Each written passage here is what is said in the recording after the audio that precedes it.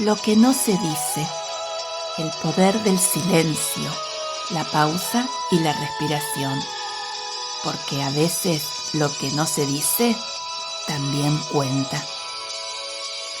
Bienvenidas, bienvenidos a Voz y Cuento, arte al narrar historias que cobran vida.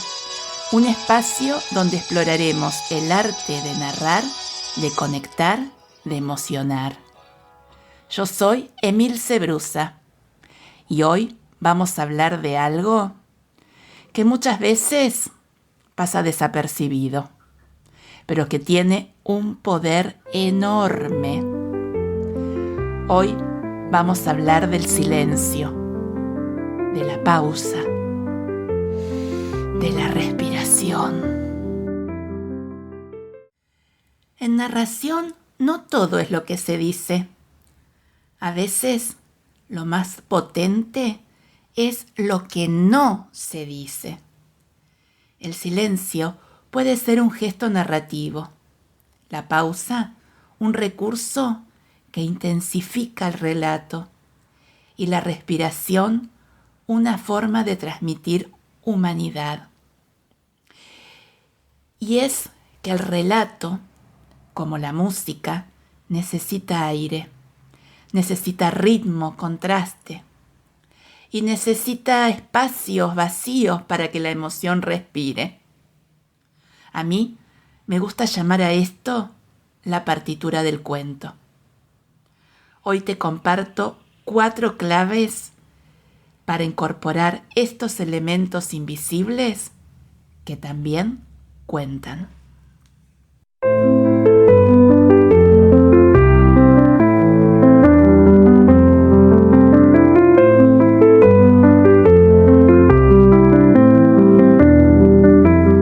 Comenzamos con la técnica 1, el silencio como subrayado.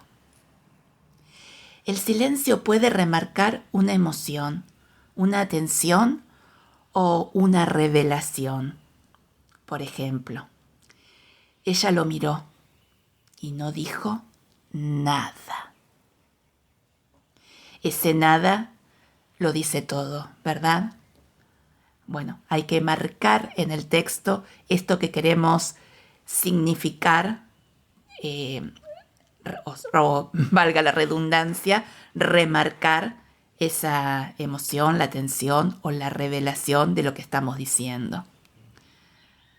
Técnica 2. La pausa como estructura. Una pausa bien colocada puede organizar el relato. Prepara para una sorpresa o darle tiempo a la imagen para instalarse. Por ejemplo, abrió la puerta, encontró la nada. Técnica 3. La respiración como guía emocional. La forma en que respirás mientras contás puede contagiar al público. Una respiración agitada crea tensión. Por ejemplo, su corazón latía rápido cuando se cruzaba con su vozarrón. La respiración larga y pausada calma. Ejemplo. Le vendó los ojos. La tomó del brazo para guiarla. Cruzaron las vías y llegaron a su nuevo hogar.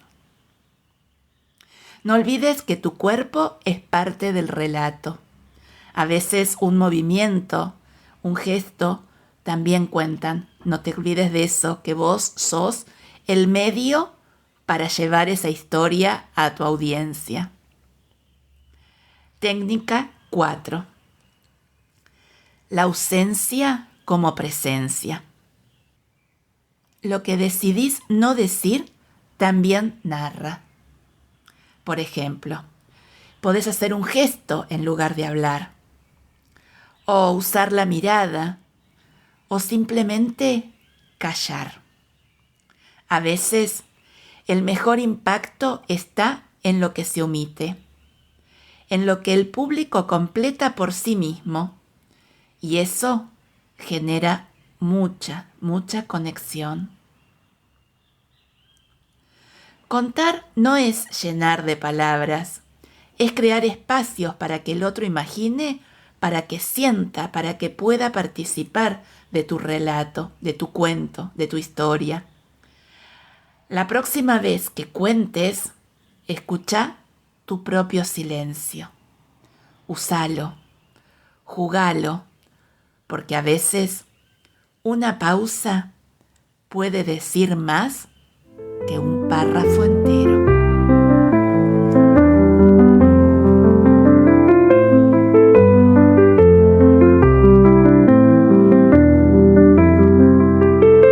Es el momento de contarte mi camino como narradora oral escénica. Como te conté en el episodio anterior, mis primeros pasos como narradora los realicé con el profe Claudio Ledesma, una persona muy generosa que nos llevó a los escenarios rápidamente. Ahora te voy a contar. Con él hice un curso acá en la ciudad de La Plata, que eran los sábados a la mañana, y él los llamaba rayuelas a sus talleres. Hice 4 talleres, 4 rayuelas con él, pero tenía una particularidad sus talleres, que enseguida nos llevaba al escenario a contar. Eso es un capítulo aparte. Primero quiero empezar lo que sentí en la primera clase del taller. Acuérdense que yo tenía el mandato de Elba, que los cuentos de autor no se podían narrar, que solamente se podían leer para no traicionar la escritura del escritor. Y Claudio, en la primera clase, después de hacer varios ejercicios, nos dio a cada alumno un cuento para leerlo varias veces y pasar al frente a contárselos a él y a los demás participantes del taller. No les puedo explicar el nerviosismo que tenía, cómo transpiré sin que nadie se diera cuenta, solamente yo padecí eso, porque pensaba que el cuento de autor había que contarlo palabra por palabra. Por suerte, después Claudio nos enseñó las técnicas para apropiarse del cuento. Que la memoria está para saber la estructura, pero después hay otros recursos, otras técnicas para acordarse del cuento. Y que siempre la narración oral es una versión, porque hay que pasar del texto literario al texto oral, hay que transformarlo como si fueran los guiones de las películas cuando pasan al cine, de un libro al cine. Bueno, el cuento oral también necesita de este trabajo de mesa, como él lo llamaba. Así que bueno, yo acordándome de esta experiencia, de esta primera experiencia, mis cursos empiezo al revés, empiezo de lo oral para después llegar al texto literario, donde mis alumnos van a empezar con el narrador que cada uno tiene para llegar al texto oral y aprender a adaptarlo a la oralidad. Pero bueno, retomemos las rayuelas de Claudio, este temor a mi memoria, a no acordarme el cuento. Siempre buscaba cuentos cortitos porque pensaba de esa manera que iba a poder acordarme de todo y necesitaba de eso para darme seguridad en estos primeros comienzos, en estos primeros pasos a la narración oral. Y otra característica que tenían los talleres de Claudio era que después de 4 sábados de hacer su taller, al quinto nos subía a un escenario. No les puedo contar el miedo escénico que tenía ese sábado donde había invitado a todos a mis conocidos y estaban los conocidos de mis compañeros, algunos narradores que también acompañaban en estas muestras de los alumnos de Claudio. Y bueno, tengo que confesar que yo tenía pánico a contar cuentos para adultos, porque mi zona de confort, por mi profesión, era contar para niños y niños de la primera infancia. Pero los adultos, en mi cabeza, pensaba que me iban a juzgar y que iban a decir, uy, esta señora, pobrecita, vamos a prestarle atención. Bueno, eran todas cosas que se me pasaban a mí, mi boicoteo con la narración oral para adultos. Después, con el tiempo, empecé a disfrutar. En el próximo episodio les voy a contar quién me sacó el miedo al público adulto. Y para cerrar este bloque, quiero decir que Claudio me abrió este camino maravilloso que no me bajé más.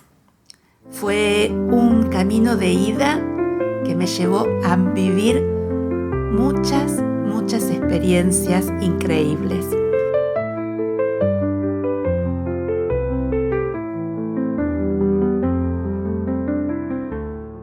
Y ahora, como lo prometido es historia, quiero cerrar este episodio con un cuento que escribí ya hace un tiempo atrás. Quiero que lo escuches y encuentres los silencios, las pausas y la respiración que tiene esta historia, este cuento al que llamé Tormenta.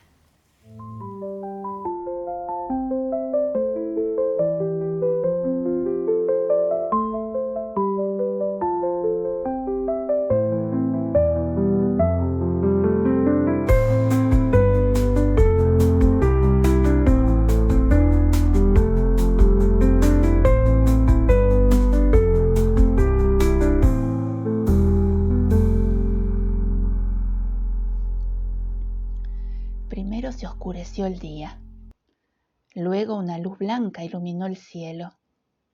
Siguieron los truenos ensordecedores y al final la lluvia torrencial. La ciudad fue testigo y ellos aguardaban. Adentro, las mesas de un bar estaban adornadas con floreros cachados y la soledad de las yerberas. En el techo una aureola húmeda. Y al cabo de un rato una gota, luego otra y otra más. En el piso un charco. Alguien acomodó un balde verde atrapándolas. Ellos seguían ahí, atentos, dándole tiempo al tiempo. Afuera las calles se cubrían de agua y se desagotaban por el paso de los vehículos que formaban oleajes. Las veredas se llenaron de agua y barro. Charcos oscuros formaban figuras extrañas. Sobre los techos de las casas se escuchaban golpes como que alguien o algo quería desesperadamente entrar. Desde las ventanas se veían los focos del alumbrado público encendidos, como una cortina de tiritas finitas transparentes. Botas, capas, paraguas, bolsas de plástico, diarios, todo sirvió para resguardarse. También cornisas, techos, marquesinas, negocios, bares. No pudieron evitar que zapatos, medias, pies, pantalones, sacos, cabellos mojados quedaran empapados. Un solo perfume flotaba en el aire. Aroma agrio, penetrante, ácido, repugnante. Todo estaba encharcado y ellos confiaban. Al cabo de 2 días todo terminó. Así, sí, como dice el dicho, siempre que llovió paró. Por fin el sol salió.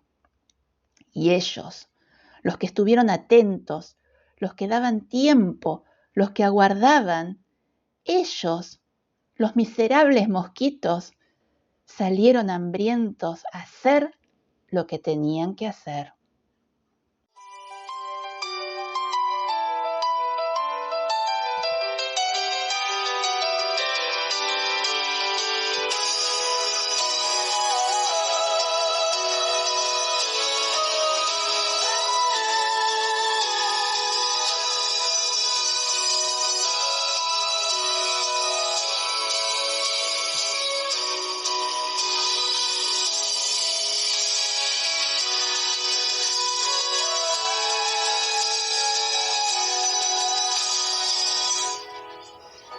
Gracias por estar del otro lado.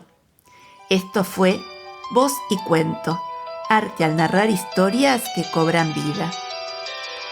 Este podcast no tiene anuncios. Si querés apoyar este proyecto, te invito a que me compres un cafecito.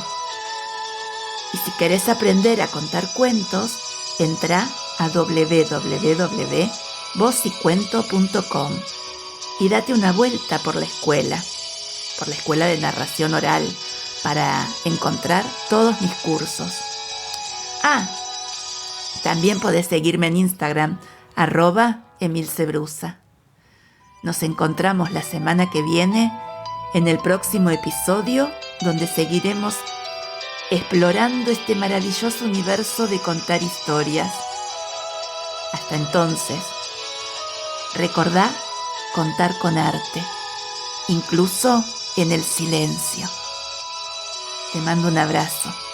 Nos escuchamos entre cuento y cuento.